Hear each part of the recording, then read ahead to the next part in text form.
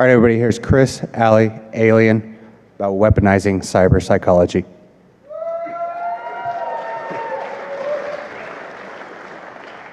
All right, thanks for turning up. We're going to try a little something first, so if it fails, then it fails. We can just have some audio. Too black, too strong. Yo, Chuck, these honey drippers are still front on us. Show them that we can do this, because we always do this. Yeah, boy! Bass, how low can you go? Death row? What a brother know. Once again, back is the incredible rhyme animal, the uncannibal, the public.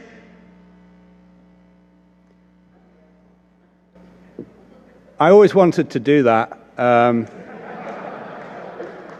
and Public Enemy couldn't make it. Well, I didn't actually ask them. And we discussed this in the bar. Actually, the point of this, I'm digressing already, and I promised I wouldn't, is that if you like that kind of music, then that probably says you're sort of bold, energetic, very confident, maybe a bit brash, something like that. And if you fall into the category that doesn't like that, well, you know, it kind of depends what other sorts of music you like. But that's kind of the point of our talk here today. It's around weaponizing cyberpsychology, subverting cybervetting, and really about a Facebook piece of research we did looking at what your Facebook activity says about your personality traits. So there's three of us here talking today from a small fledgling volunteer organization called the Online Privacy Foundation. It's myself, Ali, and Alien, who I'll introduce as we're going along. So some of you may have seen my talk here at DEFCON last year. My name's Chris Sumner, also known as Suggy, from when I was like about 8 years old. And on Twitter, I've got the unfortunate handle that I wish I never had now of the Sugmeister.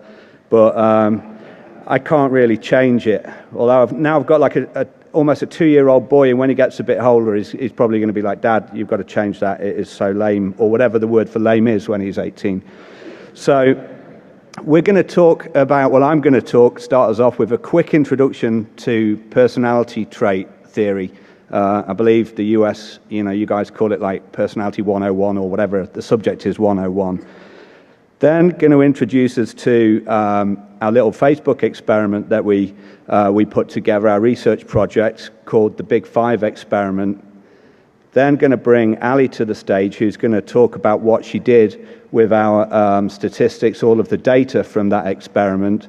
And then we're going to get into what the title of the slide is, really, weaponizing cyberpsychology. Work, please.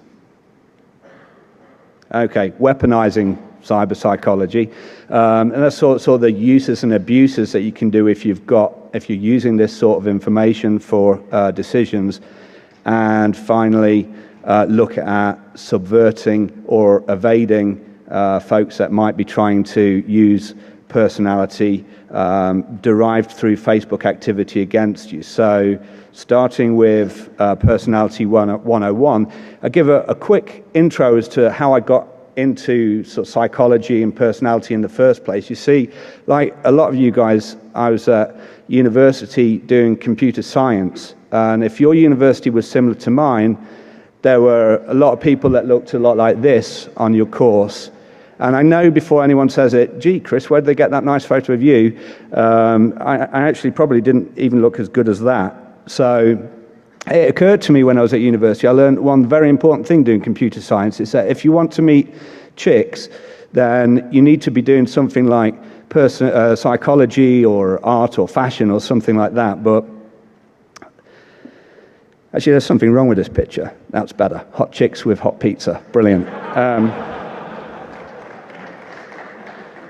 But something curious happened doing psychology. I went on to do psychology at like adult education after I'd graduated from computer science, and it actually turned into a bunch of people that looked exactly like this, except older, including me. And another curious thing happened is I didn't meet any girls, but I really enjoyed the subject. So I digress. As a starter for 10, if we look at psychology in terms of personality traits, it really started in Greece, as just about everything seems to. with this dude called Theothraptus, and I dare anyone to try and say that at 11 o'clock tonight, a long time ago. And what he was doing, he was going to parties that looked a lot like this in Greece, because they also curiously invented the laser.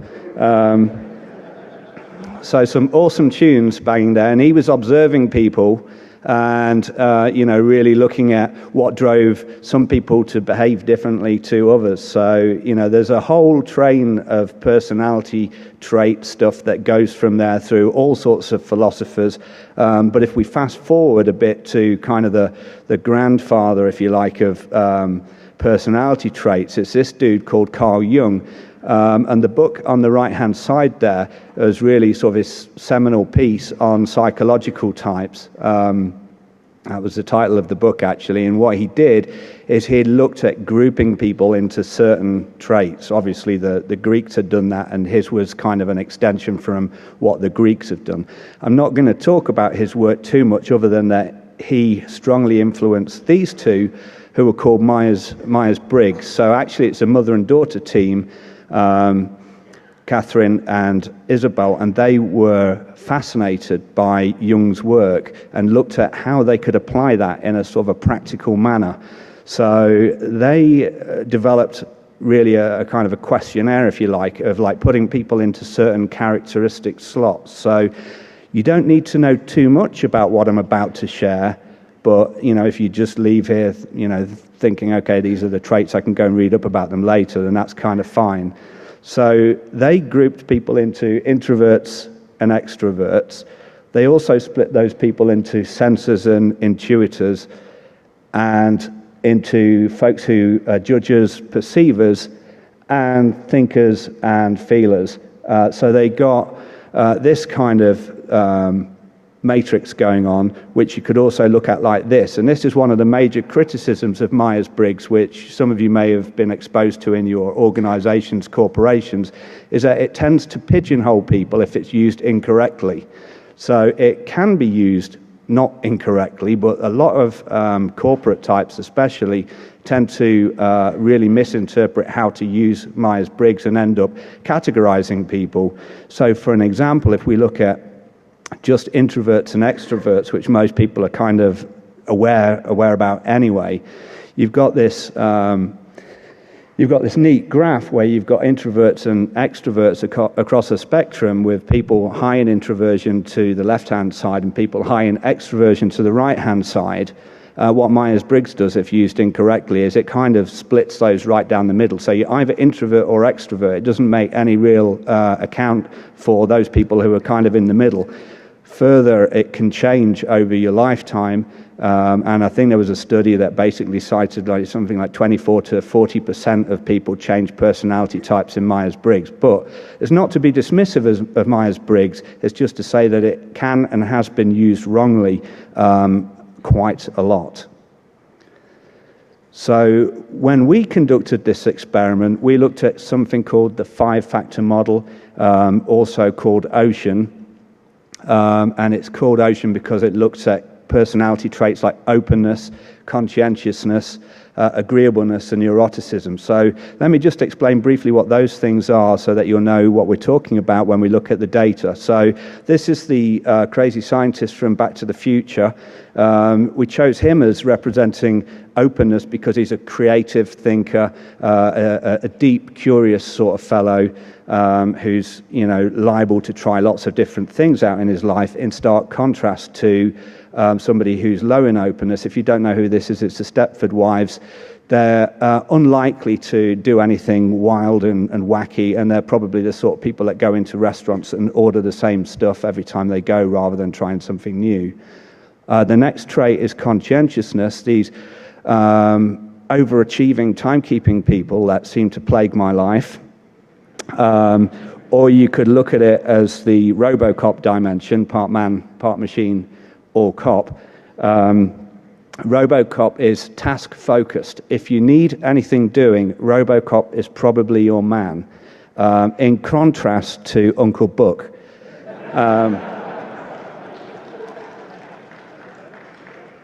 Uncle Buck is kind of a scatty sort of dude. Actually, he kind of comes good in the movie. So, we could argue that it's not the greatest thing, but I kind of like John Candy, so I wanted to put that in. But, you probably wouldn't leave him, I don't know, with your kids or your laptop or whatever of those is more important to you.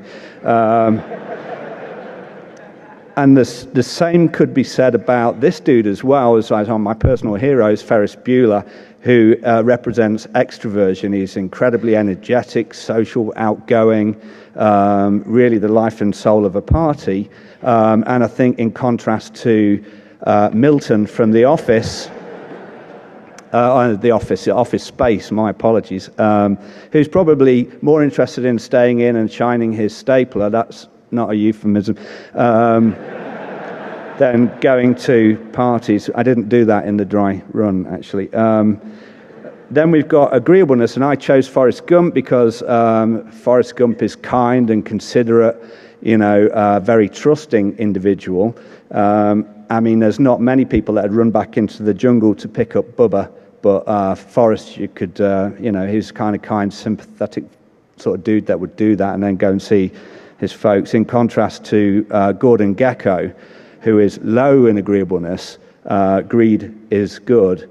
And that is something that also we see, and we'll talk a little bit more about in relation to CEOs and what have you. Then the final dimension that we're looking at really is neuroticism. This is Woody Allen. He's sort of an anxious, fretting, worrying sort of dude, in contrast to another personal hero. It's the dude from The Big Lebowski, and I share something with him, is my love of White Russians. But he's not going to get easily ruffled, that's for sure. So where are we kind of going with this? Well, the Myers-Briggs, these people here love Myers-Briggs. And most of them, or a lot of them, I don't have too much empirical evidence on how many of them actually know what they're talking about, but a lot of them don't, but they think that they do. Not only that, they use that for pre-employment screening. There's a lot of research out there about how many, personality tests used in pre-employment screening and what have you. And now what we're beginning to see is the introduction of something called cybervetting. Okay, so what we've seen are companies like this that are cropping up, social intelligence, HR, that will actually look at your what's called your net rep or online reputation, to see whether you're a suitable candidate for a role. Actually, I started off being really skeptical about this organization, but the more I've looked at it, I think the more they do a pretty decent job at what they're doing. I'd sooner have these guys looking at my online behavior than having some untrained corporate person trying to do that for them, because they seem to regulate themselves, a lot better. But anyway, I digress further. I was flying to Austin in Texas last year, and I found myself at the self-help section at the airport, the self-help in the bookshop at the airport. Is that just me or what? Anyway, how to improve your life and be on time for stuff. And I picked up this book by a gentleman called Sam Gosling, and he wrote a book called Snoop, and it's about what your stuff says about you, how your rooms and your spaces, what that really says about you. And, for example, if you've got a messy bedroom, for example, you're probably low in conscientiousness. But just because it's neat doesn't mean you're high in conscientiousness. What we'd really have to do is see that being repeated time and time again. So, yeah, you might tidy up your room in some mad spring clean, but then it gets messy again after a few days. That doesn't mean you're high in conscientiousness. But in his book, he alluded to, a growing area of research around social media and personality traits, and that's what kind of inspired some inspiration, and also got me kind of worried, because you've got personality tests that are using sort of corporate vetting that pigeonhole people, if you like. You've got corporate types that love to use it, but really are pretty clueless for a lot of them. You've got an explosion in social media, and now you've got cyber vetting coming up. So that gave us our, oh crap moment, actually. Now people can tell who I am without actually meeting me. Which was, a bit of a concern. So a friend of mine who I saw co-founded the Online Privacy Foundation with, were in a pub having a beer and discussing this. Actually, we ended up having quite a few beers. And we came up with, let's do this Facebook. We can do this on Facebook. It'd be a good opportunity to learn how to use Facebook. And we came up with the Big Five experiment. It was a Facebook application that we used that took in as actually over 150 data points made up of 74 Facebook data points, which was, to our knowledge, the largest study of its kind. And we also used something called linguistic inquiry and word count, which looks at not just the points, but the type of language that you're using in your Facebook activity, your comments, your photo descriptions, your profile, and what have you. And if you're new to this, this is a UK election, and they analysed linguistics from the speakers, and you ended up here with this chap, Nick Clegg, who it says helpfully is the most vague. So there you can see linguistics being used in I guess a practical context. Now, we had a bit of a problem with our application because we wanted to grab quite a bit of data. Here is the application that you probably all love to hate. It's called Farmville, if you can't see it at the back. And this is what it asks for. And that's what we asked for. And we asked people to trust us to handle their information appropriately. So we had a bit of an uphill battle, but we were kind of able to work beyond that through successfully marketing and building trust, and we ended up with a relatively good sample set. However, it turns out my drunken mate and myself, actually I shouldn't have said that, didn't have enough information to know what to do with statistics. So we managed to recruit statistics ninja, although she doesn't like that phrase. So I'd like to welcome Ali B to the podium, please. Big hand for Ali B. This doesn't work, so we just need to do the page up and down thing. It's the page up and down. Hello everyone, I am the resident stats expert with the team, and what I'm going to do for the next 15 minutes or so is talk you through a little bit about what we did with the data that we had, some of the decisions we made about what to do with that data, talk you through the results that we found, and also try and apply this to what it actually means in the real world. So the first thing we had to do, we had all this data on your Facebook activity and your personality type, and so we needed to come up with some hypotheses as to what we thought the data would show us. So our null hypothesis was that there'd be absolutely no relationship between these two things, and our alternative hypothesis was that there would be a correlation or relationship between your personality and your online activity. And so the data, really, we had to get it to show one or the other. So now what I did next, just to familiarize myself with the data, I looked at some of the demographics. So we've got the country of registration, where people lived when they registered for Facebook. So as you can see, the vast majority of our participants were from Great Britain or the United States, which probably reflects our exposure in those countries where we flyed, where we advertised, and where we could get word of mouth going, really. This doesn't actually reflect the Facebook split. I believe the top 4 countries are the United States, Indonesia, India, and Great Britain in that order. So it's not exactly representative, but this is what we got. In terms of age and sex, just over 2/3 of our participants were female, which again is not really reflective of the Facebook population, because that's more 50-50 split, albeit slightly in favour of the females.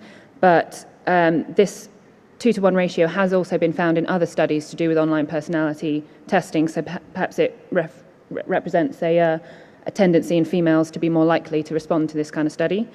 In terms of age groups, that's pretty much representative of the online Facebook population, so at least we know in terms of age groups we've got a good breakup of the data. So before I go on, unfortunately, I'm going to have to do a little bit of housekeeping with you guys. A lot of what I'm going to talk about in the next few minutes is to do with the normal distribution and standard deviations. So apologies if you already know this, but if you don't know it, I'm not going to make sense to you in the next few minutes. So the normal distribution is a pattern of the distribution of data that follows this bell-shaped curve. And one of the characteristics of a normal distribution is that the mean, median, and mode, the 3 measures of an average, are all the same value. That's this central white line right in the middle, so a normal distribution is actually perfectly symmetrical. And a second point is we use a measure called the standard deviation to measure the spread of the information across that bell curve. And a normal distribution has a property such that 68% of all the values in that distribution fall within one standard deviation of the mean, 95% will fall within 2 standard deviations, and just over 99% will fall within 3 standard deviations. And you can see that illustrated here with the different gradient shades of blue. So after figuring out who was in our sample, I then had to take a look at the actual results, the actual data that we got, and figure out how to analyze that. If you're interested, I used this statistical package SPSS to do all my analysis. And firstly, I used SPSS to create measures of the mean, median, standard deviation, minimum, maximum values, and also 2 measures called skewness and kurtosis, which are measures of the actual shape of the data. And then I also created histograms of that data to make sure I could really fully visualize what the data looked like. So here's an example. This is the number of posts our sample made in February 2001. And as you can see here, it's a highly skewed distribution. It's absolutely no way this is normally distributed, as opposed to this distribution, which is the personal pronouns that people use in their Facebook posts. And as you can see, this kind of has the potential to satisfy a normal distribution, but we're not quite sure, so we need to do some further tests to find out whether it can be reasonably assumed that it satisfies a normal distribution. So I used SPSS again to calculate Kolmogorov-Smirnov tests of normality, which test the data to see if it can be reasonably assumed that it fits a normal distribution. Unfortunately, with the tests I performed, it showed that none of our data points could be considered to be normally distributed. So that was a bit of a bummer. But why is this important? Why am I banging on about distributions and normally shaped distributions? It's because when you're doing a correlational analysis, there are 2 main different types of analysis that you can use. One of them is the Pearson's test, and one of them is a Spearman's test. Now, Pearson's is better. We like Pearson's because it looks at the actual magnitudinal difference between 2 data points, whereas Spearman just has a rank value, so it's just first, second, and third, regardless of the difference between them. So we really want to use Pearson's, but the only problem with that is we can only use Pearson's test on data that is normally distributed and that has a linear relationship between 2 variables. So it was a bit of a bummer that none of our variables were normally distributed, but we do have an exception to the rule in the central limit theorem, which states that with sufficiently large sample sizes, all samples tend towards the normal distribution. So if we wanted to, we could use that as a kind of get-out-of-jail-free card and go ahead and use the Pearson's test. But I ended up not doing that, and there are 3 main reasons for this. Firstly, our Kolmogorov-Smirnov tests of normality showed that none of our data was normally distributed, so that kind of reinforced the non-normal nature of them. Secondly, we don't know anything about the underlying population. So, for example, I have no idea about the distribution of neuroticism amongst Facebook users, and I'm pretty sure no one else really does either. So if the underlying population isn't normally distributed, I'm not really comfortable in saying that the sample we took was normally distributed. And third and finally, with sufficiently large sample sizes, and we had a sample of 537, which in statistical terms is pretty good, so with sufficiently large sample sizes, the Spearman's test is only slightly less powerful than the Pearson's.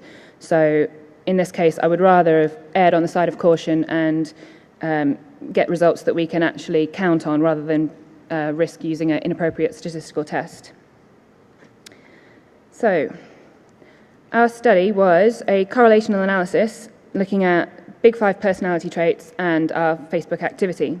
Now, one thing it's really important to remember with correlational studies is that correlation does not necessarily mean causation.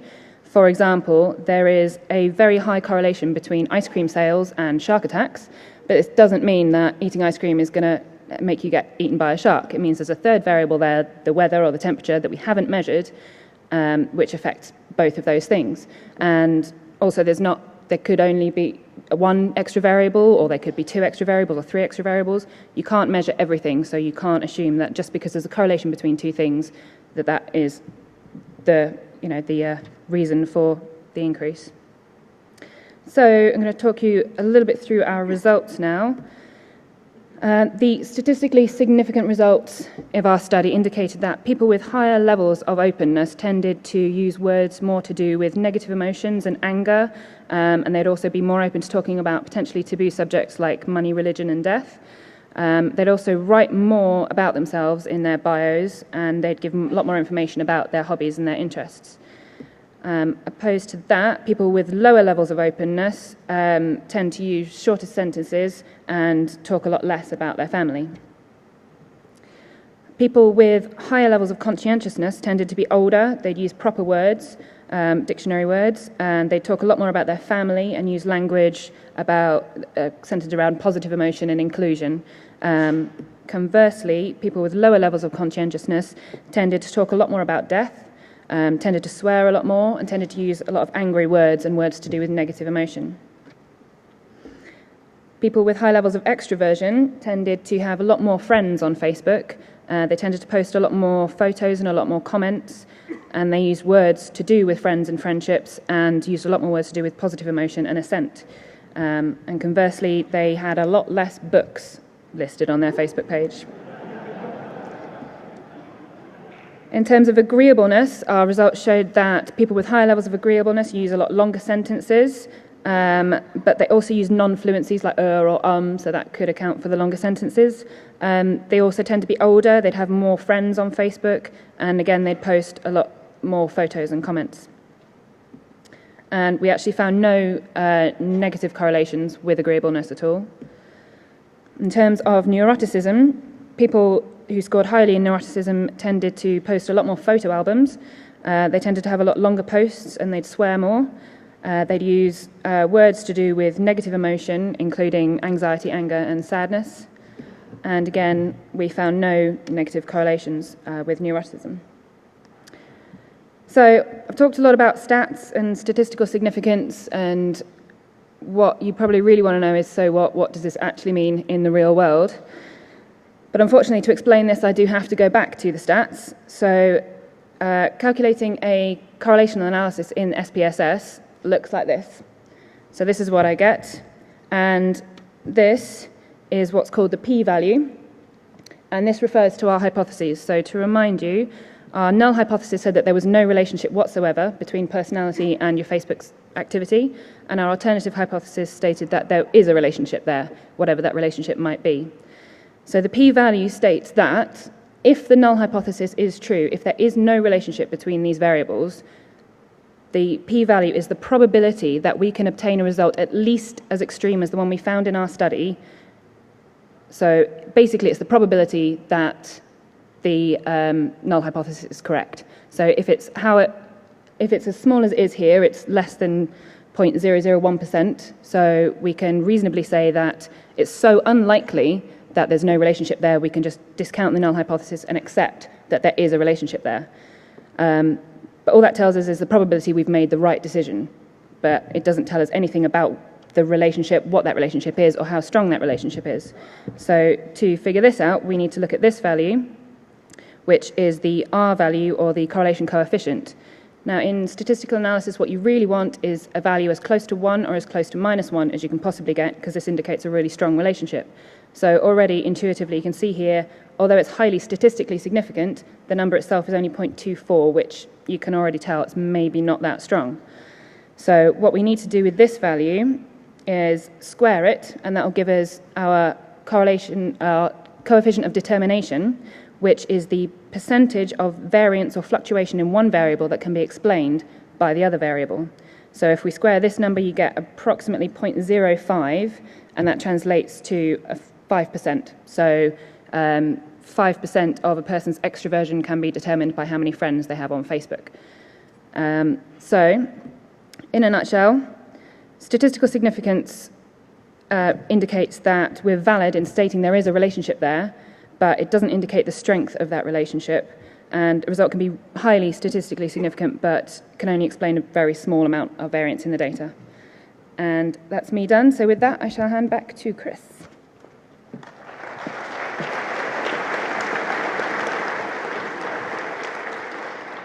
So Ali explained this to me again in a bar, and I was like, well, you know, I can see your lips moving, but I just can't understand a word you just said. So we applied it to Vega strategy, and basically what we're saying is that the results will give you an edge, but not a massive edge. Or stated another way, if you want to make an educated bet and a highlighted bet, then you'd be crazy to bet against those odds. So, you know, the point is that, yeah, it does show a relationship, but of what practical significance is there? And that was, I guess, one of the titles we looked at for the talk, but since it was DEFCON, it was like, practical significance, who's going to turn up? Let's call it weaponizing.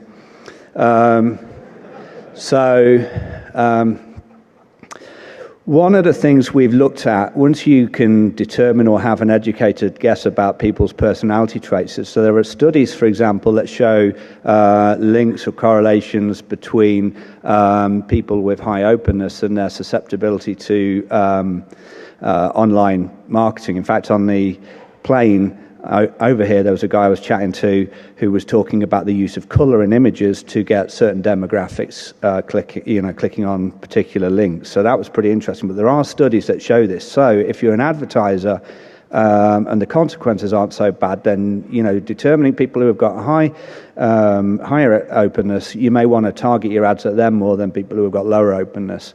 And if you want to see something pretty neat, if you go to WeFeelFine.org, you can see this used in kind of a sentiment analysis of people's blogs and tweets and stuff like that. And it's really pretty neat, and it's worth going and having a look at it for. But, as with discussions in pubs, kind of turn to looking at, well, what could you do with online dating? So, for example, if you were looking at a potential mate's Facebook page, you may be able to determine whether there's a slight chance that they may be slightly more high maintenance, for example, or somewhat more promiscuous. In fact, there's a book that Sam Gosling references in his book Snoop called The Rachel Papers by Martin Amis, where the central character of that kind of adapts his personality and what have you to get the girl.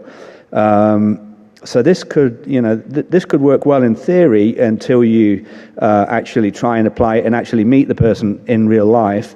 And there's a kind of a dating rule that's well known, is that you can only really date between plus or minus 2 of your potential match, unless you've got something to trade with, like a large bank account status, or something like that. So unfortunately, in this case, you're not going to get too far. But if you don't intend to meet them and you're conducting, say, a romance scam, for example, then it could be quite useful to you because you're not using your own picture anyway.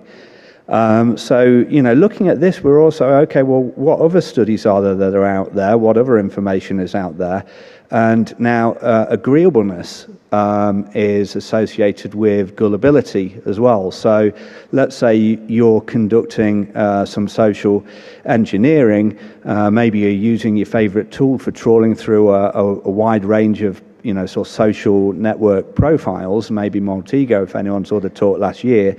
It might be useful to know who the people who are more agreeable in a group are and target them first, because they're likely to be somewhat more gullible than the others. And I guess the key point is, remember that this is a bet. It doesn't mean they are going to be more agreeable. It means that you've got a slight edge over just selecting people at random. So in terms of social engineering, it's a useful tool for a social engineer's toolkit, I guess, unless you're Kevin Mitnick and it's kind of hardwired into you. So I don't know if anyone saw, I guess you all did, the H.B. Gary stuff earlier this year. Well, there was a lot of articles written about that, and this term came up, sock puppets, which I'd never really heard of before, but it's essentially the practice of having fake personas, lots of fake personas on social network sites, and having them do all sorts of, fun things. And to really explain what some of those fun things are, here's something I really recommend going and checking out on Google. Is by a guy called Tim Hwang, who conducted a competition called Social Bots 2011, where they had teams kind of like capture the flag, going basically controlling these sock puppets that they'd created on Twitter. and going after unsuspecting Twitter users, trying to make them do things they wouldn't ordinarily do, and they'd score points for that. It's a 5-minute video, and it's well worth checking out. So I guess I'll be doing that next year too. So with that, I'm going to introduce Alien to the podium to talk about subverting and evading.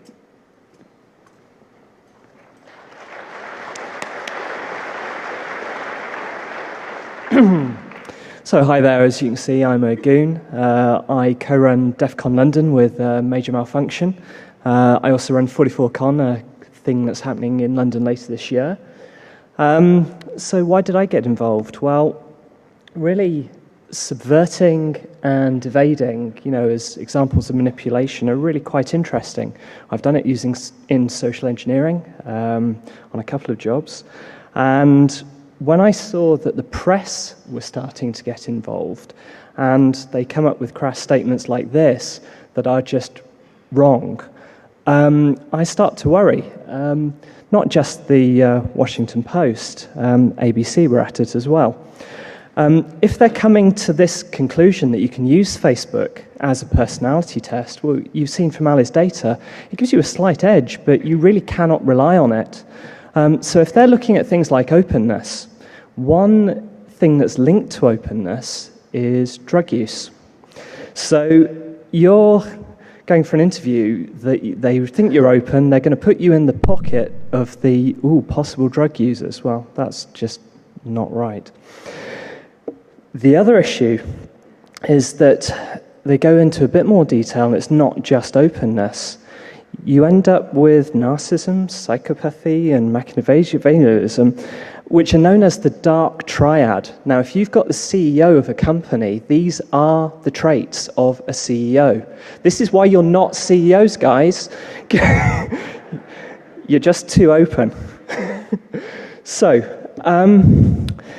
you want to subvert this. So the first thing is you've got to know your enemy. You start trying to play with your personality types willy-nilly, and it could get a bit messy. So there's one really quite easy thing you could do. Just don't do social networking. I mean, it's not hard, right? Now, you think this would be a common thing, but I actually only know a few people that aren't really involved with social networking. And one of them's actually on Twitter, which they don't class as social networking. And the other one is on LinkedIn. So, the Facebook for businessmen. It also leads to trouble. You generally link your online activity to your job or to real-life activities. If you play the job of, say, one email address for friends and one email address for family, that's great until you marry someone that was a friend and they use the wrong email address when replying to your mother. It's tricky to separate your life, and I'm one example of this. I've used the online nick Alien since 1982. I'm running a conference. In the press release, we want businessmen at the conference. Could I use my nick Alien? No. So next year, if you look on the DEFCON helping thing, I'm probably the only goon there using my nick. Next year, I'll be using my real name. So, you want to dick with this subverting, this personality thing. Let's play with language. So we were drinking some Guinness stuff, and I said, well, how about, we all know how good Google Translate is and Babelfish. Let's translate our data that's going into the social networking side, put it through that, wrap it through a few languages and pop it out again, because, that leads to gobbledygook. Well, it did work, but a swear word in English actually, when you translate it, is still a swear word in French, and part of the lexical analysis was looking at swear words in all languages, so we're screwed. Don't waste your time. It's dead easy to script, but just don't bother. So, tweaking your personality. You can link desirable personality traits to a particular type of job. So you've got openness here that is quite a large range of acceptable values. And I think you've got extrovertism that's actually a much narrower range. Now, this is great, but how do you know what to say that would influence these values? And with a bit more Guinness, we actually came up with this. How about if we wrote an app that you put your status message that you want to actually do, you then tweak the sliders, so I want this really open or really extrovertism, and then we pop out the status message afterwards. Now that would be really cool. So if you're going to go away and write this, Creative Commons please, there's license, and second, we need a copy because we've got to give it to Ali, because we've actually got to work out whether your correlation of this data is correct, and as you've seen, that's not necessarily trivial. So the last possible thing that we could really think of is, let's play with some pills. Psychotropics, yeah, great fun. A lot of research has happened in Russia and Eastern Europe, not so much in the Western world, except for things like Prozac. The problem with something like Prozac is your base level that you start at is very variable, because Prozac is thrown out like Smarties, it seems. So you're not going to end up with a nice correlated set of results, and Ali will chew your ass, so yeah, forget it. And it's now back to Chris. Thank you.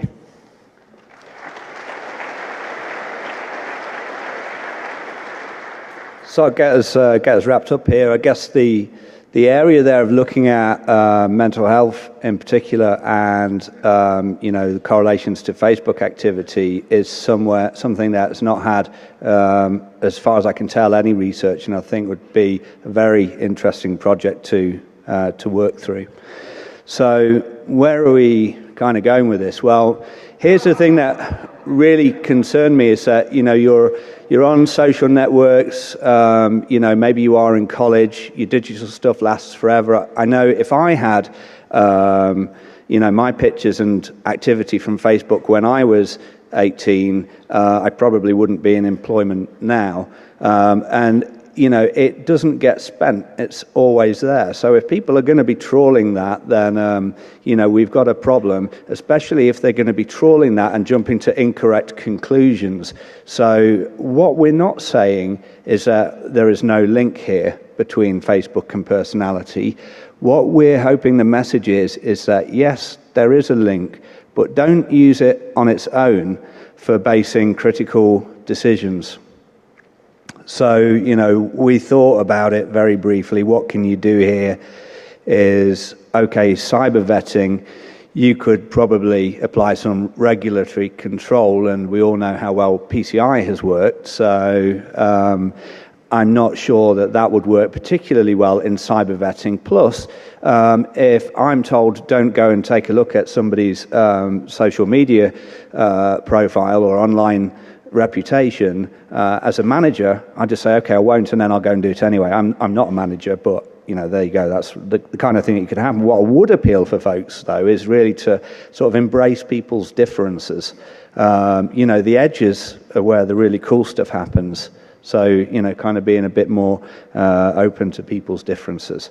And the final thing, I guess, for you guys really is that where you see these statistics in the newspapers saying that Facebook can reveal your personality, question and challenge what it says, because those articles stem from a piece of research that did not say that this can be used in this context. The newspapers grasped onto that. So question and challenge everything where you see statistics. So we've looked at an intro to personality, hopefully very briefly. We told you about our Facebook app. Ali told you about statistics and blew my mind. We talked about briefly, how you can use that information for good and for bad, possibly. We talked about how you might hide it, hide from it. And then we talked about kind of what you can do. So this really kind of concludes our talk almost. Just want to bring Alien to the podium for one final comment before we wrap up. Okay, so this one's kind of personal. You've probably heard about Barcode. He's got a pretty nasty disease. His bone marrow's screwed. It's killing his red blood cells. He's basically living on transfusions. So if you're a US citizen Your last chance to give blood is 1900 today. Please do it. The second thing is, again, if you're a US citizen, please go to the contest area and get tested for your bone marrow, because that's the only hope of really curing what he's got. The reason we can't do it, by the way, is us Brits have all got mad cow disease. So don't ping him with emails, Twitter, etc. Look at barcodestatus.tumblr.com, and if all this isn't a good enough reason to do it, Priest says do it, so damn well do it. Thank you.